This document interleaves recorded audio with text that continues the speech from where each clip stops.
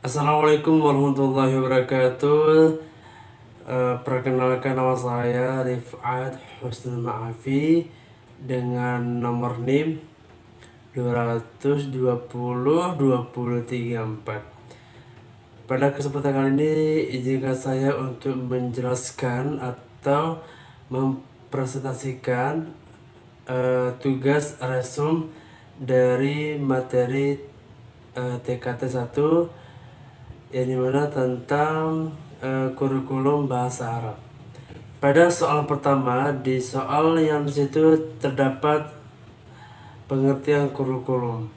Pada soal pertama, yaitu pengertian kurikulum adalah yang dimana sebuah seperangkat sistem pendidikan, yaitu adanya pengaturan yang dimana untuk mencapai sebuah tujuan, dan juga cara pengadaan penyelenggaraan kegiatan yang dimana untuk mempelajari agar tercapainya tujuan atau sebuah rencana yang diimplementasikan pada sistem pembelajaran di sebuah sekolah.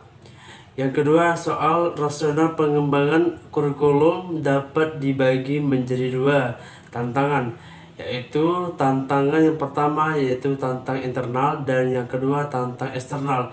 Pada tantangan internal dalam kurikulum bahasa Arab, yaitu pada pelajaran bahasa Arab di sekolah-sekolah itu sangat cenderung masih strukturalistik, ya dimana masih berfungsional, apalagi kurangnya komunikatif antar satu dengan lainnya.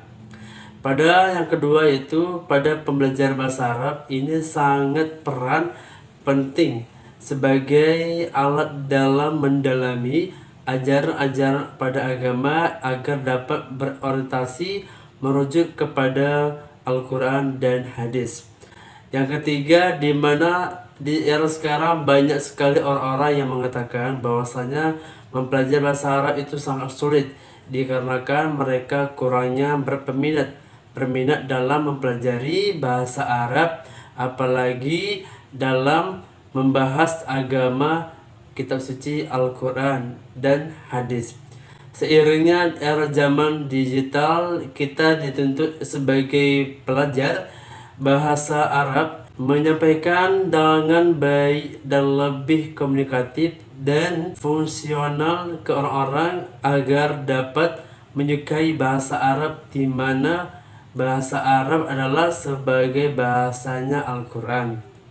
Pada soal yang kedua masih, yaitu tentang tantangan eksternal pengembangan kurikulum bahasa Arab, yaitu satu, bahasa Arab ini sangat bahasa yang masuk dalam kategori bahasa internasional, di mana bahasa Arab ini dulunya masih memakai bahasa baku yaitu fusha, dan sekarang menjadi bahasa pasaran, di mana studi agama Islam pada Indonesia mewujudkan visinya di mana bahasa Arab ini akan menjadi sebuah bahasa pasaran agar dapat berperan dalam pengaturan era global.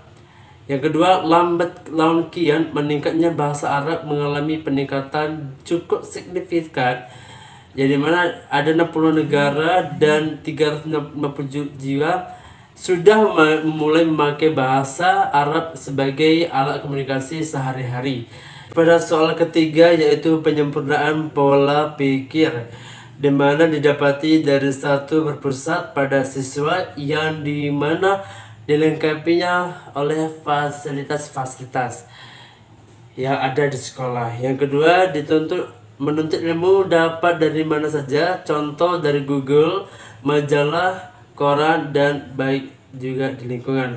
Yang ketiga, membangun sebuah simbiosis mutualisme yang harus ada ikatan antara guru dengan siswa sehingga guru dapat membuka pola pikir siswa dan saling membantu.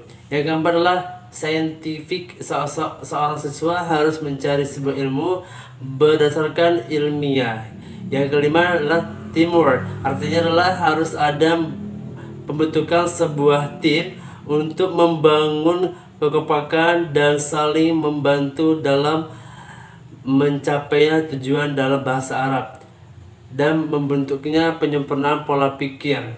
Yang keenam adalah multimedia, artinya adalah adanya sebuah alat untuk membantu mempelajari bahasa Arab agar lebih mudah.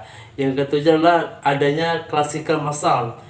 Yang kedelapan multidisiplin. Yang ke-9 krisis solutif yang karena batin dan adalah akhlak yang modern yang ada pada siswa sehingga dapat menyempurnakan pola pikir seorang pelajar.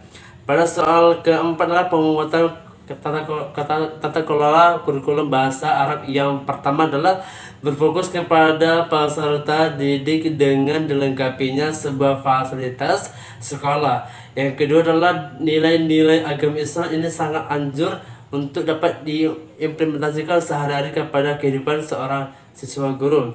Siswa guru harus berkolaboratif dengan siswa. Kemampuan manajemen harus ada, diperhatikan sarana prasarana yang sangat lengkap. Baik, pada soal kelima adalah karakteristik kurikulum bahasa Arab. Ada 4 karakter. Yang pertama, mengembangkan sebuah keterampilan berbahasa Arab. Yang kedua, implementasi dalam kelas dan luar kelas. Yang ketiga, bukan hanya mempelajari bahasa Arab, namun juga harus dikembangkan sebagai alat untuk berbahasa yang bagus. Yang terakhir adalah bukan hanya sebagai tata bahasa namun juga penyajian yang fungsional atau juga sebagai aplikatif.